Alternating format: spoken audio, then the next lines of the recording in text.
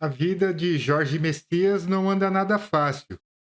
Depois que ele foi indicado ao STF pelo presidente Lula e começou a sua peregrinação pelo Senado atrás de votos, percebeu que terá muita dificuldade para alcançar seus objetivos.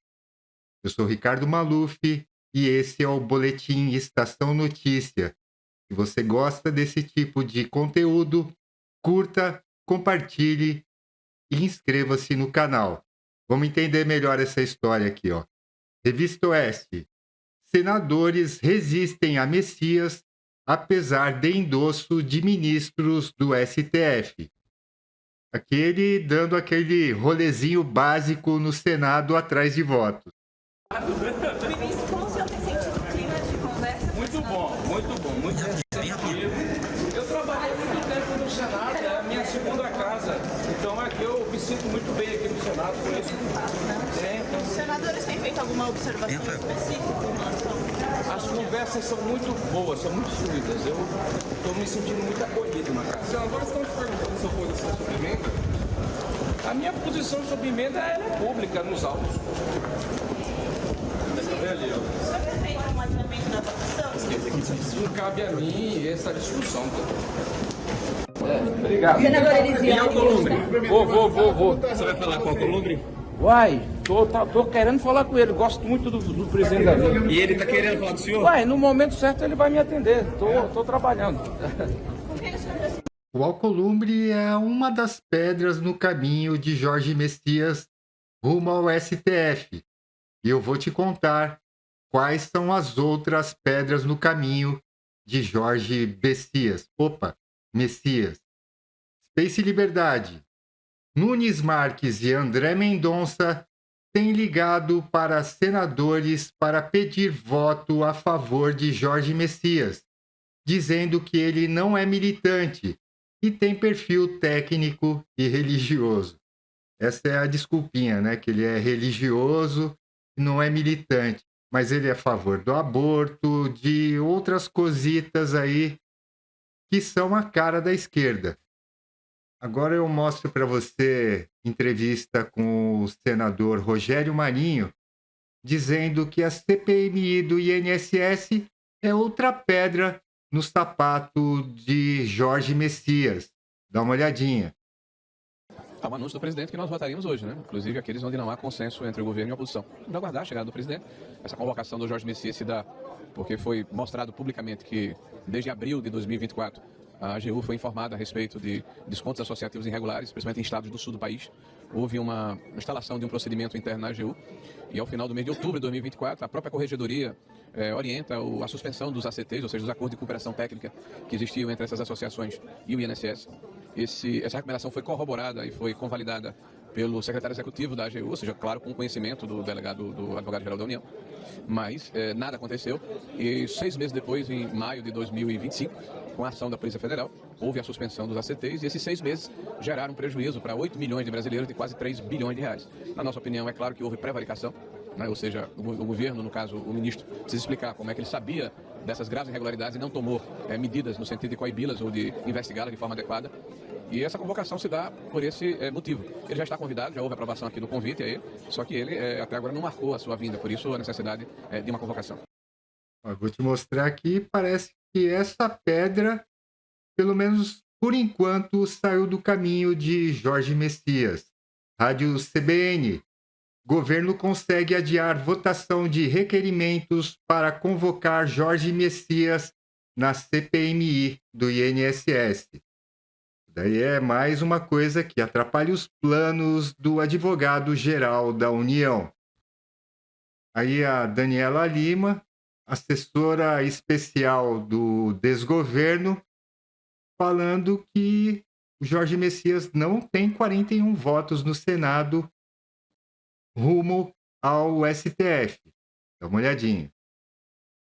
O Lula insistiu em colocar um quadro que é tido como dele. E o Davi Alcolumbre se ressente de não ter sido avisado previamente pelo presidente na semana passada, não ter recebido um telefonema que seja para avisar que seria o Messias, sentiu que o Senado ficou desprestigiado. Fez questão de anunciar que rompeu com o líder do PT no Senado Federal, que é o Jacques Wagner, com o líder do governo, no Senado Federal, que é o senador Jacques Wagner, ou seja, não atende. E a aspa foi a seguinte: não me dirija mais a palavra. Foi assim que eles encerraram a discussão que tiveram na semana passada por conta dessa história. Insatisfeito, decidiu pautar a sabatina de Jorge Messias já para o dia 10 de dezembro, para não dar tempo do governo se rearticular. Por que se rearticular, Daniela? Porque hoje, a preço de hoje, com a oposição aberta de Davi Alcolumbre, Jorge Messias não tem voto para ser aprovado no Senado, ministro do Supremo Tribunal Federal. Precisa de 41 votos. A coisa não tá fácil para o Jorge Messias, né? Se até a Daniela Lima tá falando. Lauro Jardim. Senador não topa nem receber Jorge Messias. Olha, agora a Mônica Bergamo falando de um pedregulho no caminho de Jorge Messias. Dá uma olhadinha. E que pedras, Megali? Um dos maiores focos de resistência identificado, né, pelo governo Lula para que o Senado aprove o nome do Messias para o Supremo, tem... Veja o tamanho da pedra. Alexandre de Moraes, Megali. E o presidente que está entrando em campo... Pois é, e o presidente, vou explicar tudinho aqui, o presidente Lula, que está entrando em campo para defender a sua própria indicação, né, já afirmou interlocutores que deve procurar o Alexandre nos próximos dias para dialogar. O que acontece, Megali? Para além de desgastes normais, descontentamentos aqui e ali, numa relação institucional, né, como é a do Lula com o ministro Alexandre, o ministro é muito amigo do senador Rodrigo Pacheco e se juntou ao presidente do Senado, Davi Alcolumbre, para defender o nome dele ao Supremo. Quando a indicação foi do Messias, os dois ficaram muito descontentes. Então você vê, Megali, é só isso, tá? O Messias só tem que dar um salto sobre essas duas pedras, o presidente do Senado e o ministro Alexandre de Moraes, que é hoje um dos mais poderosos ali da corte. Quer dizer, o ministro Alexandre ele não era o único, o Megali, que preferiu o Pacheco em vez do Messias. Só que os outros que preferiam, que tentaram convencer o Lula a fazer essa escolha, depois que não conseguiram, aceitaram a indicação, ou seja, não fizeram carga contra ela, né? E o ministro Alexandre, na visão do governo, na visão dos senadores com quem eu conversei e na visão de ministros do próprio Supremo Tribunal Federal, inclusive, segue firme aí, ou seguiria até ontem, firme na resistência ao Messias. Eu até recebi de um ministro do Supremo uma mensagem dizendo assim, olha, tomara que ele mude de posição para ele liberar o Davi Alcolumbre. Essa é a visão dentro do Supremo de alguns ministros sobre o posicionamento e sobre esse alinhamento dessas duas poderosas autoridades, né, o Davi Alcolumbre e o ministro Alexandre. Ou seja, a posição do ministro é importante nesse jogo, muito importante, apesar dele não ter voto, né, ele não vota, ele não é senador, ele não vota e o ministro do Supremo não participa da escolha, em tese. Mas a posição dele de apoio ao Davi é considerada essencial. E fica, então, criada uma situação curiosa, né, Megali?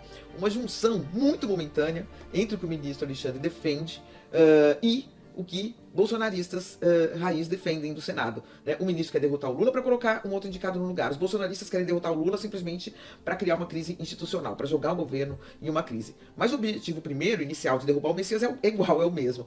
E já, Megali, olha só a curiosidade, né? Ministros indicados pelo Bolsonaro, o André Mendonça e o Cássio Nunes, ministro do Supremo, estão apoiando o Messias, trabalhando pelo Messias, conversando com os senadores para dizer que tem simpatia pela indicação do Messias. Então o Brasil, Megali, não é mesmo muito fácil de entender e decifrar, né? Mas a gente vai aqui tentando, Megali. Você vê como a gente é bobinho, né? Que a gente olha lá a prerrogativa do presidente. Aí o presidente escolhe uma pessoa. Mas ele tem notável saber jurídico? Tem. Ele tem... como é que é? Perfil ilibado, né? Reputação ilibada. Ele tem. Então não tem problema, né? Vai ter todos os votos no Senado. Não é assim. Não. O jogo é bruto, né? E aí entra Xandão na jogada. Ficou bruto agora que o Supremo... Desculpe. Não, ficou bruto, né? No passado não era tão bruto, né? Não, é isso que eu ia falar. Não me lembro da última vez que isso aconteceu. De alguém ser indicado pelo presidente, mas nem chegar a sabatina. E eu não estou dizendo que isso vai acontecer. Mas pode ocorrer, né? No meio do caminho, o Lula pode... O André Mendonça esperou por meses, mas foi sabatinado. Você acha que está no horizonte essa possibilidade, Mônica, do Lula ceder a pressão? Não, nenhuma, zero. Eu acho que o Lula vai, então pronto, me derrotem e tudo. Mas antes disso, claro que o Lula não está nessa posição de confronto. A posição do Lula foi, é minha prerrogativa, eu vou fazer a minha indicação. Ouvi todos vocês, ele chamou os ministros para jantarem no Palácio da Alvorada, o ministro Alexandre foi, o ministro Flávio Dino foi, o ministro Gilmar Mendes foi, o ministro Zanin, são os ministros com quem ele mais dialoga. O ministro Zanin, gostava dos dois nomes, é amigo tanto do Rodrigo Pacheco quanto do Messias. O ministro Gilmar Mendes defendeu, né, a gente até deu aqui claramente o Pacheco, mas também gosta do Messias, e o ministro Flávio Dino e o ministro Alexandre mais firmes ali na posição pró-Pacheco. Então o Lula ouviu senadores, conversou com outras pessoas, se relaciona bem com o Pacheco também, mas quis fazer essa escolha. E falou, não, essa decisão ela é minha, ainda é o presidente da República que indica. Ouvi todo mundo e mantive a minha escolha, né? Então agora enviou para o Senado. E o Senado, então, o Davi fazendo toda essa, vamos dizer até... não é só que ele é contra, né? Ele tá marcando a sabatina em pouco tempo, para o Messias não ter condição de articular, de conversar com os senadores.